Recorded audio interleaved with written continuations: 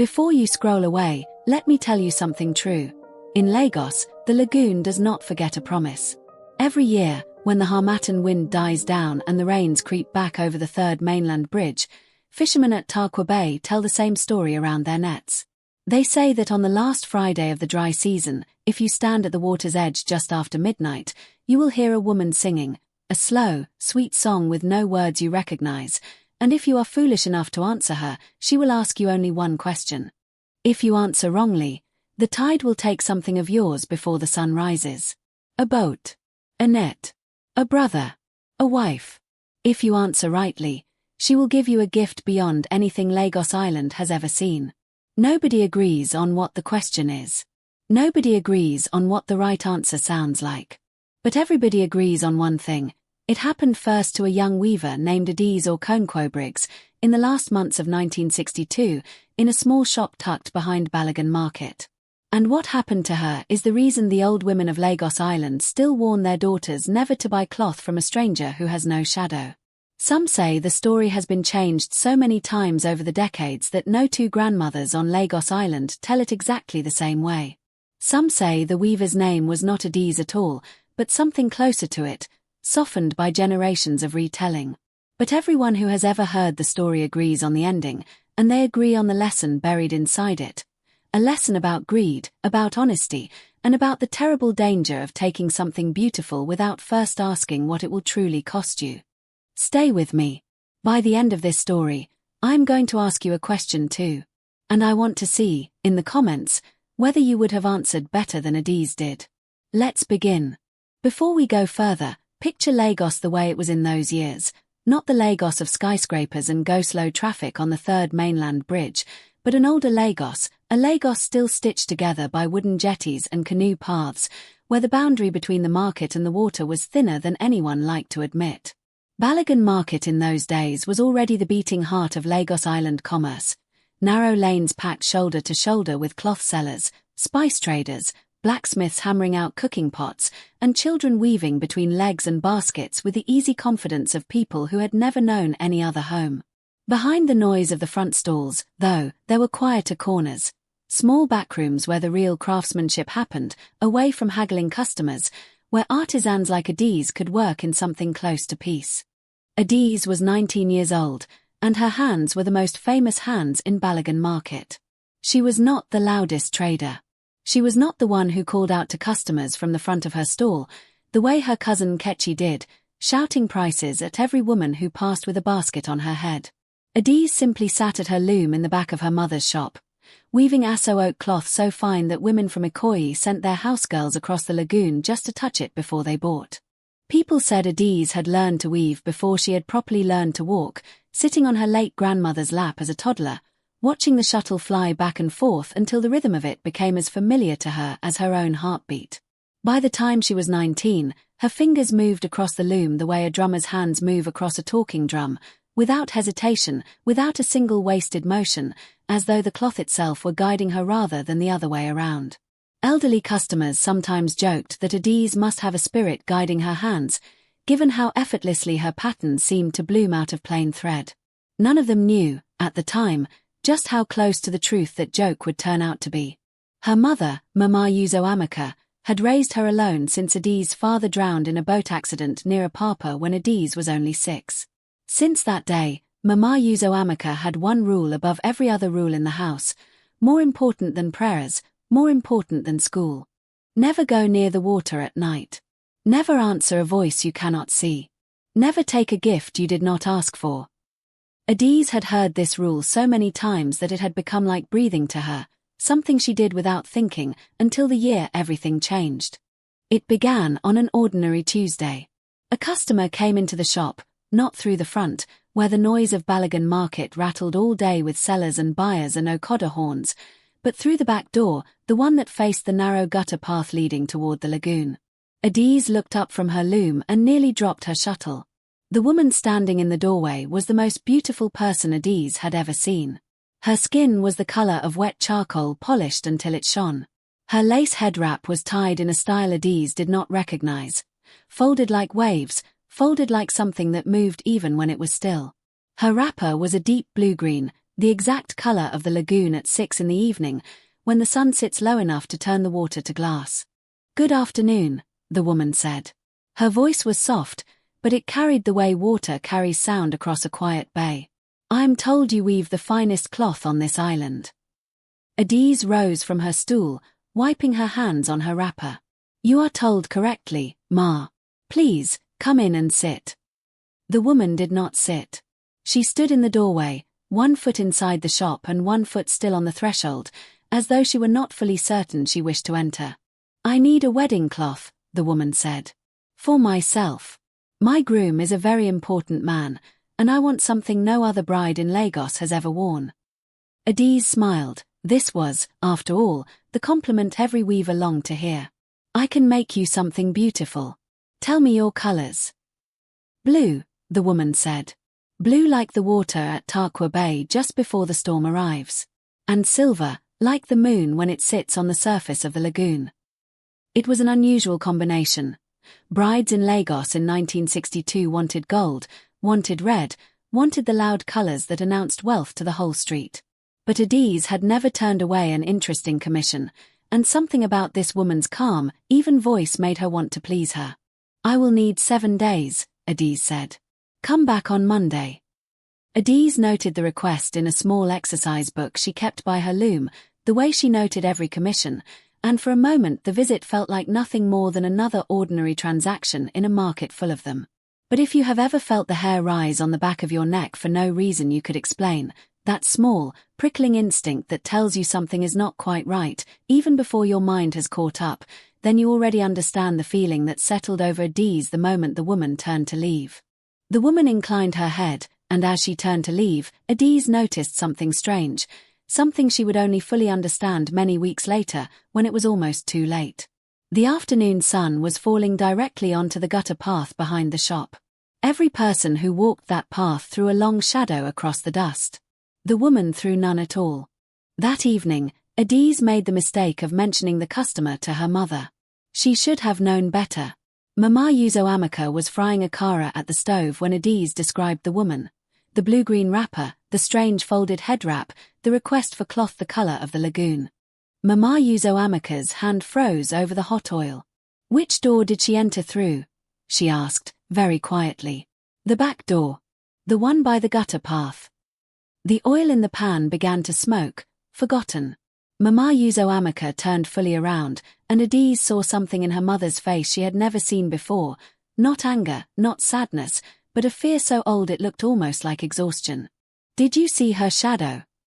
Adaeze opened her mouth to answer, then closed it again, because she was suddenly remembering the gutter path, the falling sun, the strange smooth dust with only one set of footprints disturbing it. "Mama," she said slowly, "she had no shadow." Mama Yuzo Amaka sat down hard on the bench by the stove, and for a long moment she said nothing at all. The akara burned black in the pan, and neither of them moved to save it. "There is a spirit that lives at Tarkwa Bay," Mama Yuzo Amaka finally said. "The old people call her many names. Some call her Yamoja's youngest daughter. Some call her Memi Wata. Some simply call her the one who does not need a boat to cross the water. She has walked among the market women of Lagos Island since before the British built the bridge to the mainland, since before your grandmother's grandmother sold cloth in this same market." Mama Yuzo Amaka's own mother had told her stories about this spirit when Mama Yuzo Amaka herself was only a girl, a story about a wealthy cloth merchant on Lagos Island who once accepted a golden comb from a beautiful, shadowless stranger, only to watch his fortune sink to the bottom of the lagoon within a single season, his boats lost to storms that seemed to gather from nowhere, his warehouse burned by a fire no one could ever explain. There was another story, older still, about a fisherman who refused a gift outright, out of plain fear rather than wisdom, and who was never troubled by the spirit again. But who was never blessed by her either, living out an ordinary, forgettable life, neither cursed nor favored. Mama Yuzo Amaka had always found that second story the most unsettling of all, because it suggested that fear alone was never enough to satisfy whatever test the spirit set. Something more than fear was required. Something closer to honesty. What does she want? She wants what every spirit like her wants, Mama Yuzo Amaka said. She wants a piece of the human world to keep for herself. Sometimes it is a husband. Sometimes it is a voice, stolen so she can sing with it. And sometimes, Mama Yuzo Amaka looked directly at her daughter, and her voice dropped almost to a whisper. Sometimes it is a gift given to a human, wrapped so beautifully that the human cannot refuse it, and once they accept it, they belong to her. Adaeze felt a chill crawl up her arms despite the warm evening air. But Mama, I only agreed to weave her a cloth. I did not accept a gift from her. Mama Yuzo Amaka's eyes narrowed. Not yet, she said. But she will pay you when the cloth is finished. And whatever she pays you with, however small it looks, however ordinary, you must not accept it. Do you hear me, Adaeze? Whatever she offers, refuse it. Ask instead for money. Ordinary paper money. The kind that passes between market women every single day. Nothing else. Nothing special. Nothing wrapped in a leaf, nothing tied with a ribbon, nothing that glows in the dark or feels warm when it should feel cold. Only plain money. Promise me. I promise, Mama. But even as she said it, Adaeze felt a small, curious pull inside her chest, the same pull that had made her agree to 7 days instead of the usual 14, the same pull that made her stay up 2 extra hours each night just to make sure the cloth for this particular customer was more beautiful than anything she had ever woven. She told herself it was only pride in her craft. She was wrong. For 7 nights, Adaeze wove by lamplight after the market closed, and for 7 nights, strange things happened around her. On the first night, the thread she was using, an ordinary indigo thread she had dyed herself from local cloth, began to shimmer faintly blue in the dark, as though moonlight were trapped inside the fibers. On the second night, she heard, very faintly, someone humming a tune outside the shop's back window. When she went to look, the gutter path was empty, but the puddles along it were rippling gently, as though something had just walked through them. On the third night, her shuttle moved faster than her hands could follow, weaving patterns into the cloth that she did not remember designing. Spirals that looked like waves, small fish shapes hidden in the border, a pattern of stars that seemed, when she tilted the cloth in the lamplight, to actually twinkle. On the fourth night, her cousin Nkechi came to check on her and found Adaeze weaving with her eyes closed, humming the same wordless tune she had heard through the window. Adaeze. Nkechi shook her shoulder. You are sleeping while you work. Adaeze blinked awake, disoriented. I don't remember closing my eyes. You should stop for tonight, Nkechi said, worried. This cloth is beautiful, but you look like a woman who has not slept in a week. 3 more nights, Adaeze murmured, already turning back to the loom.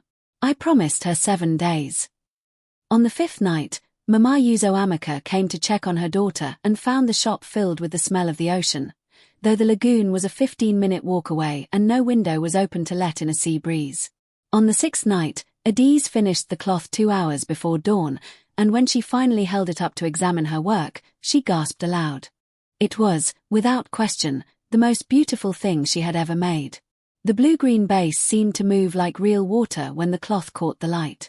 The silver threads woven through it did not just reflect light, they seemed to generate their own faint glow, like moonlight caught in fabric. Along the border, tiny fish shapes swam in an endless procession, and above them, a line of stars that blinked ever so slightly if you watched them long enough. It did not look like cloth.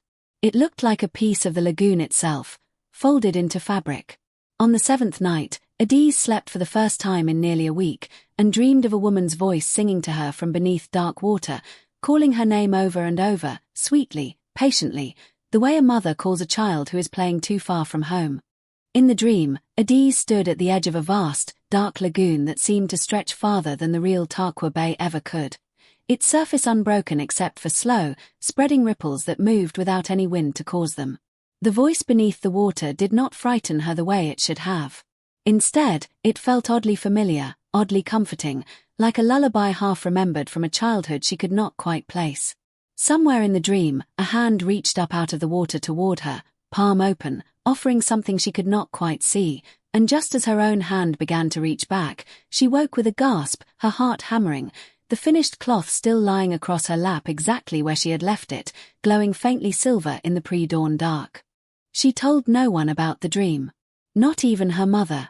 Some part of her, The same part that had felt the curious pull toward the stranger from the very first afternoon, did not want to be talked out of whatever she had felt in that dream, however dangerous it might have been. It is worth remembering this detail, because it tells you something important about Adaeze that the rest of the story will test again and again. She was honest, and she was careful, but she was not entirely immune to the pull of the extraordinary. No human fully is. That, perhaps, is exactly why the spirit had chosen her shop, out of every weaver on Lagos Island, to visit in the first place. Monday came, and the woman returned exactly as she had promised. Through the back door, 1 foot on the threshold, 1 foot inside the shop, no shadow stretching behind her despite the bright morning sun pouring down the gutter path. She unfolded the cloth slowly, and for a long moment she said nothing at all. Her fingers moved across the silver threads, across the swimming fish, across the blinking stars, and when she finally looked up at Adaeze, her dark eyes were shining with something that looked almost like tears, though Adaeze would later wonder whether spirits could cry the way humans do. "This is more beautiful than I asked for," the woman said. "You have given me more than cloth. You have given me a piece of yourself." Adaeze did not fully understand what she meant, but she remembered her mother's warning, and she straightened her shoulders and said, as steadily as she could, "Thank you, Ma. That will be £4, 10 shillings, please. Ordinary payment, in cash." Something flickered across the woman's face, surprise, perhaps, or amusement, or something closer to respect. "Your mother has taught you well," the woman said quietly. "She knows my name, doesn't she? She has met one of my sisters before." Adaeze said nothing, but her silence was answer enough. The woman reached into a small pouch tied at her waist and withdrew, not paper money, but a single cowrie shell, so white it seemed to glow faintly even in the sunlight, with a spiral pattern etched into its surface that seemed to shift and turn the longer Adaeze looked at it. "Take this instead," the woman said, holding it out. "It is worth far more than £4. Whoever holds this shell will never want for anything again. Food will always find their table. Money will always find their pocket. Sickness will pass over their house. This is my true payment to you, weaver, for the most beautiful cloth I have ever worn." The cowrie shell sat in the woman's outstretched palm, glowing softly, and Adaeze felt that same curious pull in her chest, stronger now, insistent, whispering that surely one small shell could not be dangerous, surely her mother's warning was only an old woman's superstition, surely a gift this beautiful could only bring good fortune. The shell seemed to grow warmer the longer Adaeze looked at it, or perhaps that was only her imagination, the way a coal seems to glow brighter the longer you stare into a fire at night. She thought of her mother's aching knees after decades bent over a loom. She thought of the leaking roof over their small room behind the shop, the one they could never quite save enough to repair. She thought of every customer who had ever haggled her down from a fair price, every month when the market was slow and the rent was due regardless. A shell that promised food would always find their table, that sickness would always pass over their house. What harm, really, could there be in that? The voice of reason that usually lived so comfortably in the back of Adaeze's mind had gone strangely quiet, drowned out by something louder, something that sounded almost like the wordless tune she had hummed in her sleep 3 nights before. Her hand began to rise. And then, from the doorway leading to the front of the shop, Mama Yuzo Amika's voice cut through the morning like a blade. "My daughter does not need charms, Ma.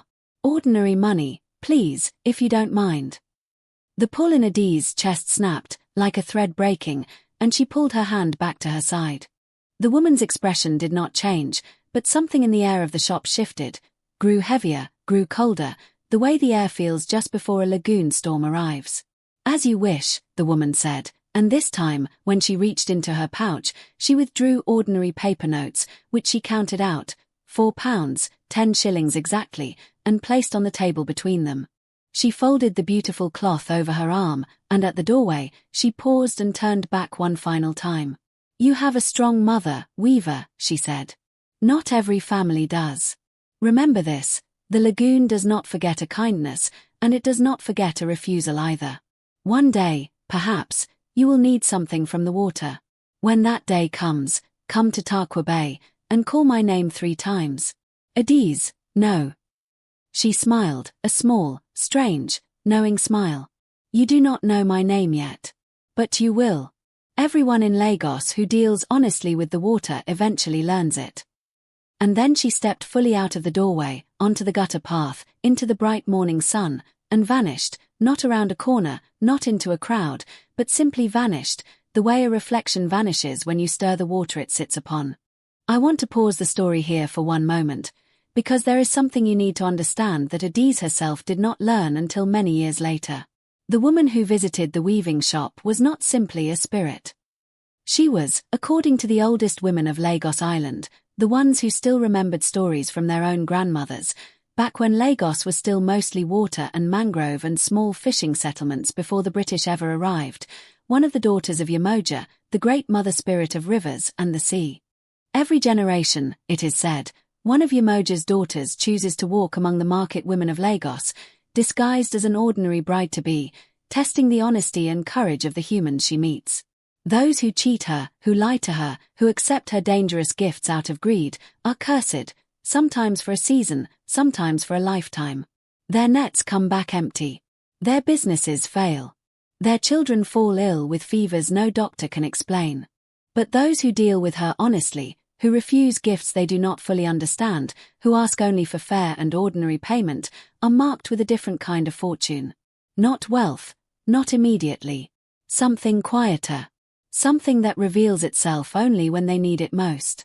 The old women say you can never tell, in the moment, which kind of ending you are walking toward. The spirit does not announce her test. She does not warn you that the beautiful gift in her hand is actually a hook, or that the fair price you request instead is actually the beginning of a much greater blessing.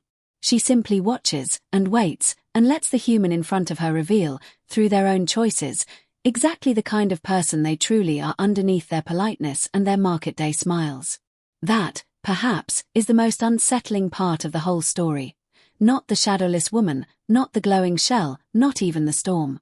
It is the idea that we are tested this way constantly, by forces we cannot see, in moments that feel like nothing more than an ordinary Tuesday afternoon in a cloth shop behind a noisy market. Adaeze did not know any of this yet. All she knew, as she watched the strange woman vanish from the gutter path, was that her chest still ached faintly from the pull of the cowrie shell, and that some part of her, a part she was not proud of, still wished she had taken it. She would not think of the woman again for nearly 2 years. And then, one terrible night in the rainy season of 1964, she would need her more than she had ever needed anyone in her life. By 1964, Adaeze had married a fisherman named Emeka Briggs, a broad-shouldered, quiet man from a family near Tarkwa Bay who had fallen in love with her the very first time he saw her selling cloth at Balogun Market. Mama Yuzo Amaka had approved of the match. Emeka was hard-working, honest, and unusually respectful of the old warnings about the water, a trait Mama Yuzo Amaka valued above almost any other. Adaeze and Emeka lived in a small house near the fishing settlement, and every morning, Emeka took his canoe out past Tarkwa Bay to fish the deeper waters where the big fish gathered. It was dangerous work, the same work that had taken Adaeze's own father years before, but Emeka was careful, skilled, and always home before the evening tide turned. Adaeze had never fully told her husband the story of the Shadowless Bride, the glowing cowrie shell, or her mother's warnings about the spirit of Tarkwa Bay.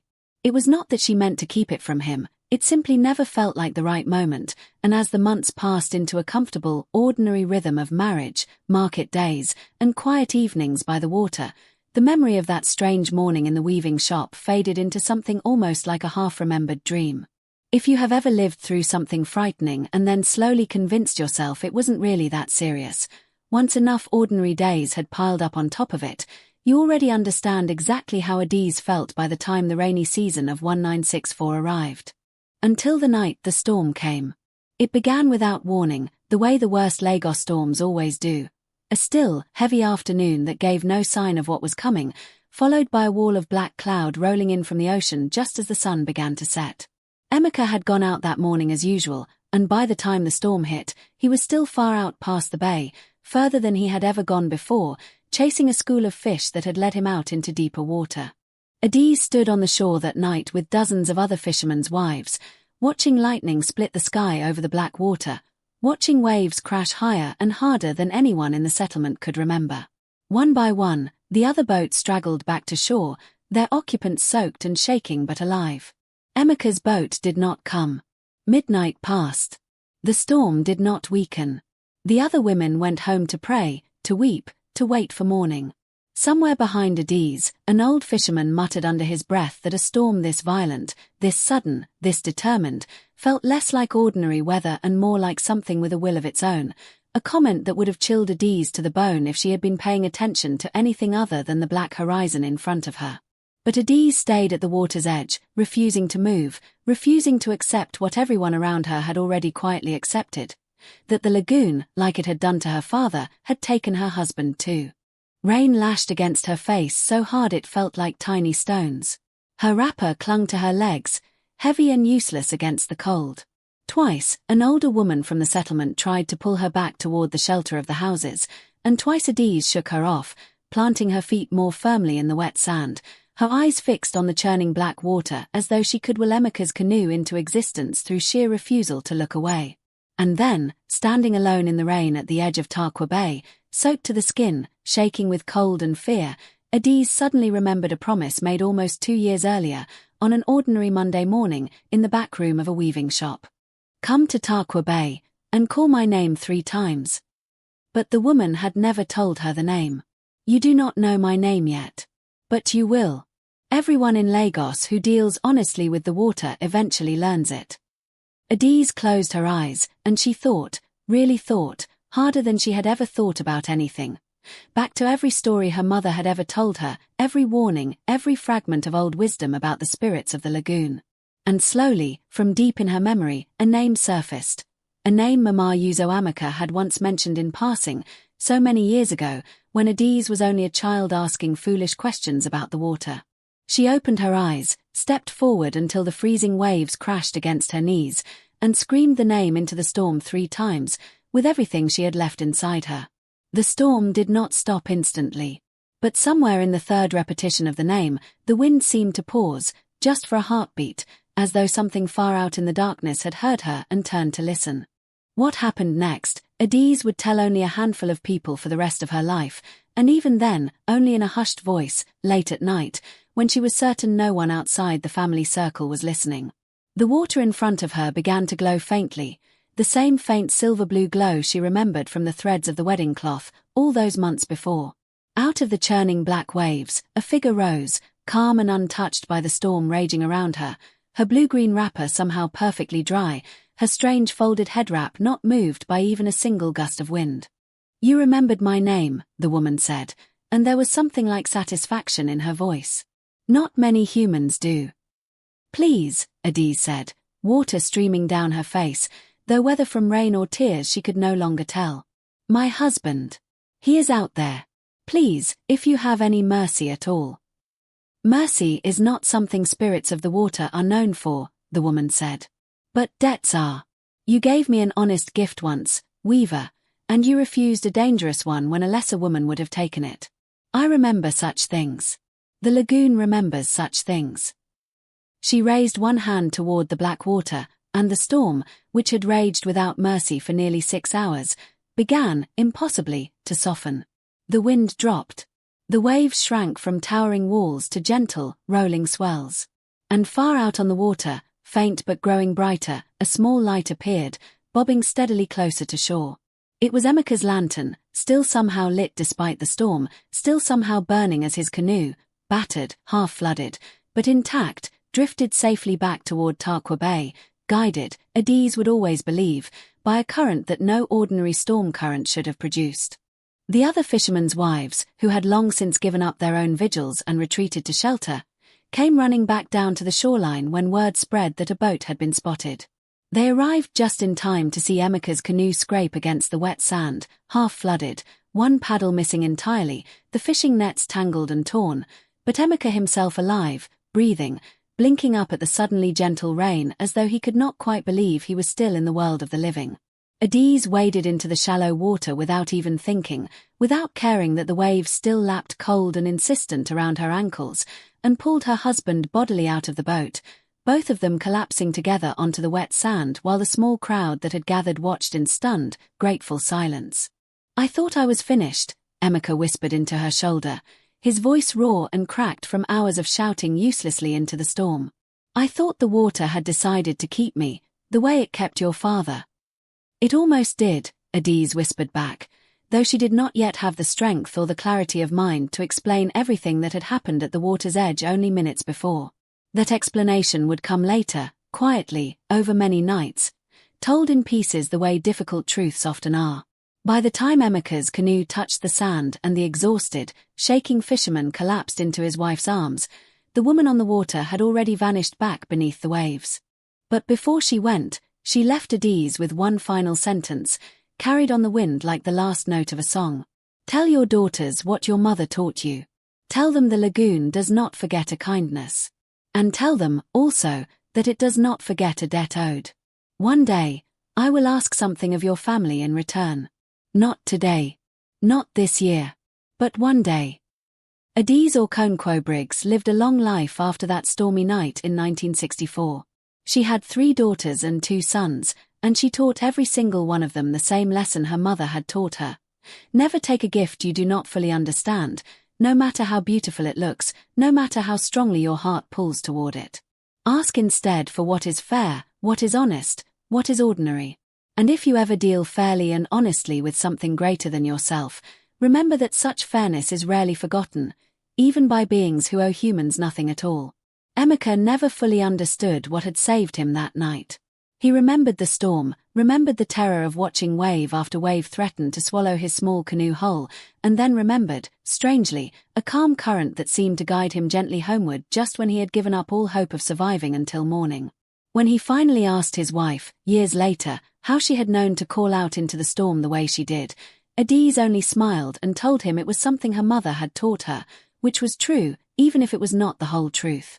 Some stories, she decided, were better carried quietly inside a family than spoken aloud too often, in case speaking them too casually wore away some of their power. Her daughters grew up hearing fragments of the story at different ages, in different forms, first as a simple bedtime tale about a kind weaver and a magical bride, and later, as they grew older and could be trusted with the weightier truth, as a real warning about the dangers of greed and the quiet strength of honesty.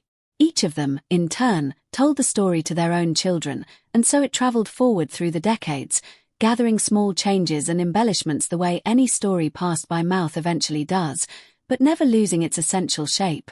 A test, a temptation, an honest refusal, and a debt repaid when it was needed most. The old women of Lagos Island still tell this story today, though the details shift slightly depending on who is telling it.